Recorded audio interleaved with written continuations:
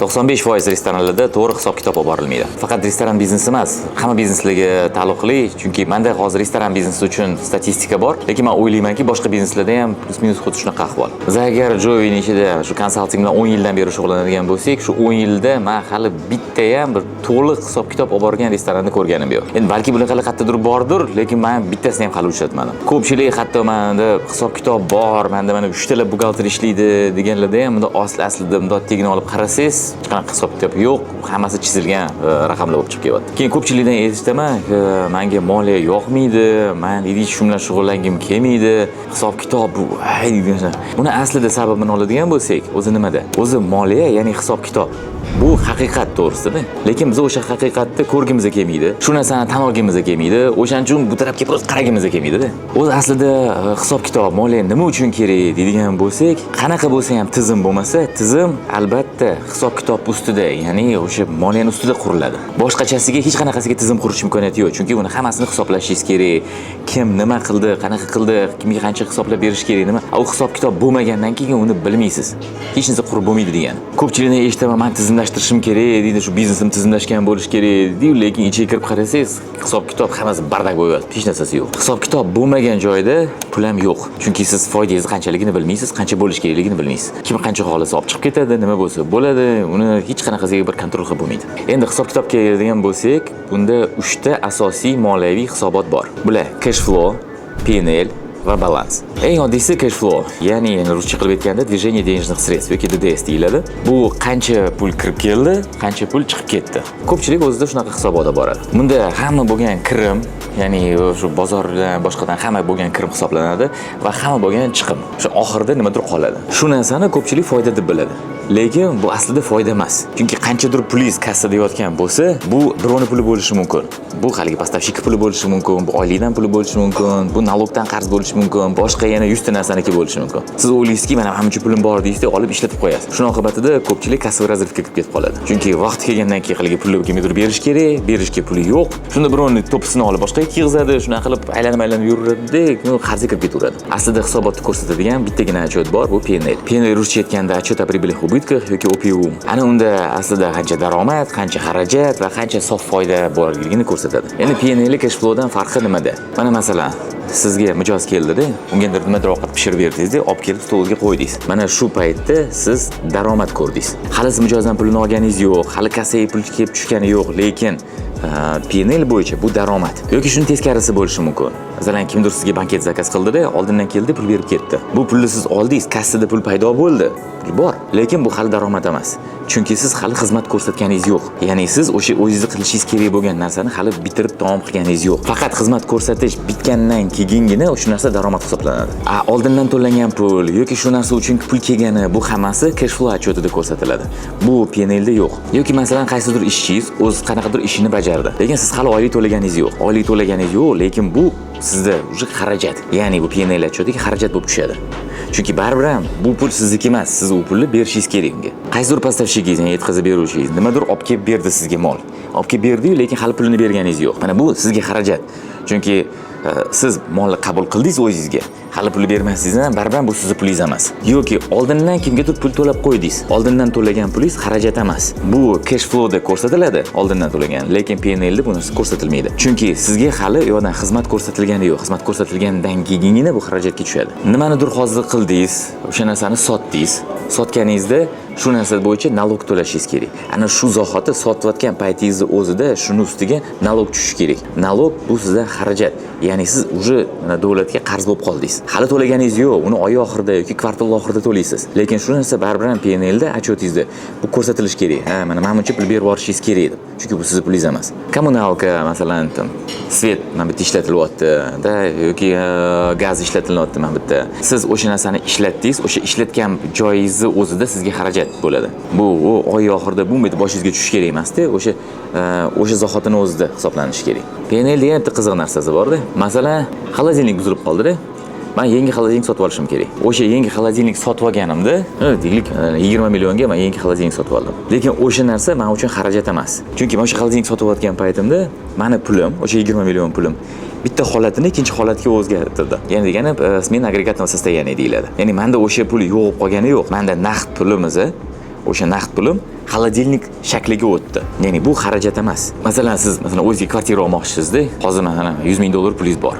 Bo'ldingizda kvartira sotib oldingiz. O'sha $100,000 yo'q qolgani yo'q, o'sha $100,000 endi kvartira shakliga o'tdi. Ya'ni ertaga uni sotadigan bo'lsangiz, yana o'sha pulingiz qaytib keladi. O'shanga bu xarajat emas. Lekin o'sha sotib olingan narsaga albatta amortizatsiya hisoblanishi kerak. Nima degani amortizatsiya? Shu narsani, masalan, mana xolodilnik deylik. O'sha xolodilnik sotib oldikda, shu xolodilnikning umr davri qancha? Shu xolodilnikni masalan 5 yil ishlatamiz deylik. Demak, 5 yilda shu tamom bo'lishi kerak. Demak, men yiliga 20% amortizatsiya hisoblashim kerak shunga. Va shu amortizatsiya meni foydamdan minus bo'lishi kerak. Nimaga bu muhim narsa? Mana biz oldikda restoran qurdikda, restoranga masalan $200,000 xarajat qildik. Keyin foyda kelishni boshladi.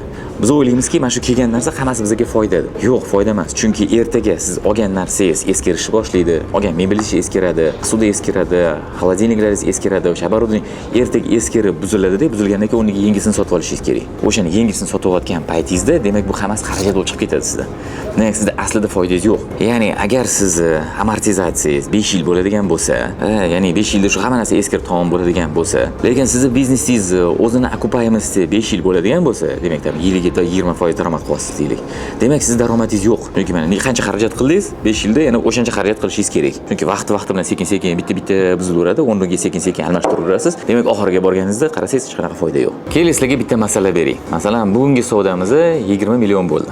Yana banketga bizga 1 million predoplata tashlab ketishdi. Keyin kechagi bozorda 1,5 million ortib qolgan ekan, bizani haligi zakupchigimiz o'sha pulni olib kelib berdi bizga. Endi xarajatlar.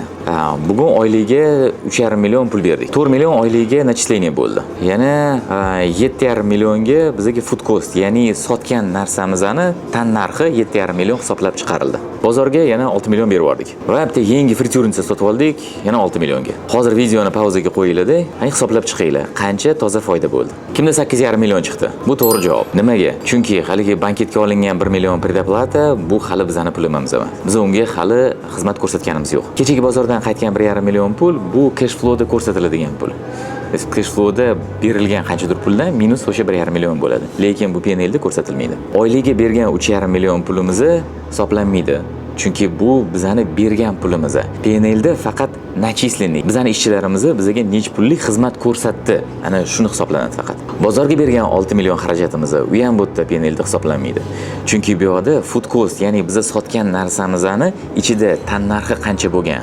Hali 7,5 million. Ana shu hisobotga olinadi. Va bunda yuqorida aytib o'tganimdek, haligi olingan frityurnicha u ham PNLda hisoblanmaydi, chunki bu bizning pulimizni haligi agregat holatini o'zgartirish xolos. O'zi aslida bu yerda nalog, kommunalka, yana boshqa xarajatlar ham hisoblanishi kerak edi, lekin bu sizlarga bir osonroq misol qilib ko'rsatdim. Mana shu usulda o'zi aslida PNL hisoblanadi. Va faqat shunaqada siz asli foydangizni ko'rishingiz mumkin, qancha haqiqatan daromad qilganingizni. Endi agar PNL bilan cash flow bizda qanaqadir period, ya'ni qaysidir vaqt uchun qilinadigan bo'lsa, ya'ni bu xuddi kinoga o'xshaydi. Mana shu payt ichida qani nima bo'ldi? Bizda qanaqa holat o'zgardi degan bo'lsa, 3-chi отчетimiz balans. Bu xuddi rasm kabi. Ya'ni bu qaysidir paytga shunda stressda kesmasi. Ya'ni shu payt uchun qancha pulimiz bor, kimga qancha qarzimiz va hokazo. Aslida balans отчети bu tepadagi ikkita отчети tekshiradigan отчет. Ya'ni bu ularni ikkalasini bittaga bog'laydigan. Agar uchala отчет bir-biriga to'g'ri kelish kerak, bir-birini bog'lash kerak. Balans отчети bu nima? Bu aktivlar va passivlar. O'zi aktivlarga nima kiradi? Bu bizning hamma pulimiz, kapitalimiz va bizga bo'lgan qarzdorliklar. Bizning pulimiz qayerda bo'lishi mumkin? Bizning pulimiz hisob raqamimizda bo'lishi mumkin, kassada bo'lishi mumkin yoki mahsulot ichida bo'lishi mumkin. Bundan tashqari bizda qarzdorlikda bo'lishi mumkin. Ya'ni bizga kimdir qarz. Bundan tashqari bizning mulkimiz. Ya'ni binoyimiz, shu yerda turgan mebel, posуда, boshqa hamma narsa bu ham bizning mulkimiz. Passivlar esa bu bizning qarzdorliklarimiz. Qarzdorlik qayerda bo'lishi mumkin? Oylikdan qancha qarzimiz bor hozirga? Tak, bizning yetkazib beruvchi, ya'ni поставщиklarimizdan qancha qarzimiz bor? Nalogdan, boshqadan qancha qarzdorligimiz mana shu vaqt uchun. Endi agar bizning bor pulimizdan bizning hamma bor qarzdorliklarni olib tashlaydigan bo'lsak, bizning kapitalimiz kelib chiqadi. Ya'ni aslida bizning qancha pulimiz bor? O'sha pulimiz haligi ustavnoy fondda bo'lishi mumkin, tovarda bo'lishi mumkin, yana boshqa narsada bo'lishi mumkin. Endi uni hisoblaysizda, mana qancha pulim bo'lishi kerak hozir deysiz. Uni borasida kassani hisoblaysiz, qancha pulim bor o'zi. Ana shunda osongina chiqib keladi. Endi haligi xolodilnik misoliga keladigan bo'lsak, mana u qayerda ko'rsatiladi. Mana 20 millionga xolodilnik olindi. Cash flowda 20 million minus bo'ladi. Keyin balansimizda bizani naqd pul degan joyda 20 million kamayadi-da, bu yerda bizani основные средстваga 20 million qo'shiladi. Ya'ni bitta holatdan ikkinchi holatiga o'tadi xolos. Lekin bizani pulimiz kamaymadi. Chunki o'sha 20 millionlikcha qoldi. Lekin buni ustiga hozir endi amortizatsiya ishlanish bo'lish boshlaydi. Endi amortizatsiya bu bizani xarajatimiz. Nimaga men hozir moliyaga bunaqa katta ahamiyat beryapman? Chunki e'tiborimiz qattiq bo'lsa, o'sha narsa o'sadi. Demak, bizani e'tiborimiz sof foydada bo'lishi kerak. Shunday hisobotga qaravomizda foydamiz kam. Nimaga foydamiz kam? Tepaga qaravamiz. Bizda demak daromad kam. Bizda yoki daromad kam, yoki xarajatimiz katta. Deylik daromad kam. Daromad nimadan tashkil topadi? Daromad bu kelgan yangi mijozlar va o'sha mijozlar qaytib kelgan. Agar bizga yangi mijozlar kelmayotgan bo'lsa, balki ular biz to'g'rimizda bilmasdir. O'shanda balki marketing kuchaytirish kerakdir. Agar kelgan mijozlar qaytib kelmayotgan bo'lsa, demak bizning mahsulotimiz yaxshi emasdir. Demak biz e'tiborimizni mahsulotimizga qaratib turib, mana shuni yaxshilashimiz kerak. Bu ovqat bo'lishi mumkin, servis bo'lishi mumkin, yana boshqa narsa bo'lishi mumkin. Yo'q, bizning daromadimiz yaxshi, lekin xarajatimiz ko'p. Demak, boshqa joyga e'tiborimizni qaratish kerak. Balki bizning food costimiz balanddir. Bunda bizani olayotgan narsani narxiga qarash kerak. Bizani yo'qotayotgan narsamizga qarash kerak, spisaniyaga qarash kerak. Balki o'g'irlik bordir ichida. Endi qarasakki, agar food katta, ya'ni biz oylikka ko'p pul to'layapmiz. Balki bizda juda ko'p ishchi ishlayotgandir. Balki oylik ko'p to'layotgandirmiz. Mana buni qanaqa qilib optimizatsiya qilsak bo'ladi? Balki shunaqa ovqatimiz borki, u narsani qilgunicha 20 ta odam ishlash kerak. To'g'ri, yaxshi narsa-yu, lekin uni qiymatdagi xarajatini hisoblaydigan bo'lsak, hali minusga sotamiz oxirida. Sredniy chek past bo'ladigan bo'lsa, balki bizning ofitsiantlarimiz sotishni bilmas yoki yaxshi o'sha mijozlarga vaqt qarata olmayapti. Demak, ularni sotishga vaqti yo'q. Ana bu narsa hammasi hisobotdan kelib chiqadi. Ya'ni bunday raqamlarga qaraganingizda, raqamlar shunday sizga ko'rsatib beradi uni. Hali ko'pchilik yaxshi restoranlarda, eng zo'rlarida hisob kitob olib boradigan bir zo'r, menda hisobot zo'r degan joylarda hammasida o'sha hisobot bir oyda bir marta qilinadi. Hali bundan qisqaroq muddatda qilinadiganini hali ko'rganim yo'q. Bu nima degani? Bugun nimadir bo'lyapti-da, bu narsa to'g'risida siz bir oydan keyin bilasiz. Demak, bir oydan keyin siz qanaqadir shunga reaksiya berishingiz mumkin. Biznes uchun bu juda kritik holat. Chunki bugun bo'lgan narsaga siz eng iloji boricha qisqa muddat vaqtida reaksiya berishingiz kerak. Aynan shu uchun hozir biz yangi Jovi 2.0 programmasida hisobotni rejim realного времени, ya'ni shu zahot uchun qilganmiz. Buni hammasi avtomatlashtirilgan holatda, unga buxgalter kerak emas, uni hammasini o'zi hisobot qiladi. Va siz telefoningizni shunday ochsangiz,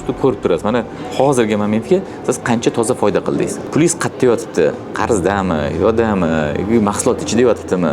Endi nima qilishingiz kerak shu pulingizni ko'paytirishingiz uchun? Shu rolikdagi barcha ma'lumotlarni, konspektlarni hammasini men Telegram kanaliga joylashtiraman. Havola pastda video napisaniyasida bo'ladi.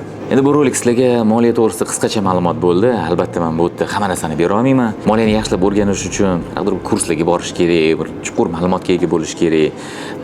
Masalan, meni akademiyamda ham moliya to'g'risida kursi bor yoki boshqalardan olishingiz mumkin, farqi yo'q. Lekin moliya va hisobot bu juda muhim narsa. Chunki busiz foyda yo'q. O'shaning uchun moliyani yaxshi ko'ringlar, unga katta e'tibor beringlar va ko'proq foyda qilinglar. Ko'rishguncha.